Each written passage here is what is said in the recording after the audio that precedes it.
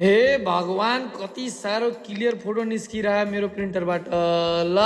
तनी गाइज हाम्रो 394 टेकको मिनी ब्लगको सुरुवात गरौँ आजको चाहिँ यसरी बिहान बिहान पसल आउँदै बित्तिकै यो बिएको स्ट्यान्ड छोडिदिने अर्डर थियो जुन छोड्न पर्ने ठाउँमा गए एउटा रिसोर्टमा जुन छोडे त्यसपछि बाइकलाई सर्भिसिङ गर्ने टाइम भइसकेको थियो जुन बाइकलाई छोड्न गए हेर्न सक्ने छोडी पसल फर्किरहेको थियो अब केमा फर्किने हो भाइसँग साइकलमा फर्किरहेको थिएँ साइकलमा बस्दा त पुरै तल त यस्तो बिजाउँदो रहेछ जुन धेरै समयपछि साइकलमा बसे त्यही भएर अलिअलि अप्ठ्यारो भइरहेको थियो त्यसपछि पसल आउँदै बित्तिकै यो भिडियो सुट गर्नतिर लागिहाले नयाँ नयाँ फ्रेमहरू बनाइरहेको थिएँ अफर अफर अफर आउनुहोस् आउनुहोस् भन्दै यो सिन आइटमहरू यो राधाकृष्णका गौतम बुद्धका फोटो फ्रेमहरू भन्दै भिडियो सुट गरियो झन् त्यसपछि बिएको बरमालाको पनि अर्डर थियो नि त्यही भएर मेरो बाइक त सर्भिसिङ गयो त्यही साइडको दाइको बाइक नै स्कुटी मागेर अर्डर छर्न गए बिएको बरमालाको जुन सुपदेवली मन्दिरमा थियो हाम्रोदेखि नजिकै छ बरमाला छोडी ब्याक टु पसल आएसँगै यो हाम्रो मेडल फ्रेम रेडी पार्दै थियो एकजना कस्टमरको थियो जुन उहाँलाई दिएर प्याक गरेर पठाए त्यसको एकैछिन पछि हेर्नु माल सामान आएको थियो हाम्रो फ्रेम फ्याक्ट्रीको थुप्रै यहाँ यति धेरैलाई कति धेरै पैसा परे त मलाई थाहा त्यो माथि कति महँगाई बढेको पहिला भन्दा कति बढी रेट बढेर आहा अब कस्टमरलाई भन्ने रेट बढ्यो भन्ने बुझ्दैन कति रेट बढेर आएको थियो सामानहरू जुन सबै पैसा झार्यो झुरी दिएर पठाए त्यसपछि क्यानभस प्रिन्टिङ गर्न लाए क्यानभसहरू बनाएको बनाइछौ के म हिजैबाट जुन यस्तो धेरै सिनहरू बनाइरहु कति क्लियर फोटो आइरहेको थियो यहाँनिर म सक भएर हेर्नु सक्छु क्वालिटी कस्तो राम्रो आइरहेको फोटो क्वालिटीहरू मेरो प्रिन्टरबाट जुन मैले प्रिन्टिङ गरेको गरेको थिएँ त्यही बिचमा सर्भिसिङ भइसके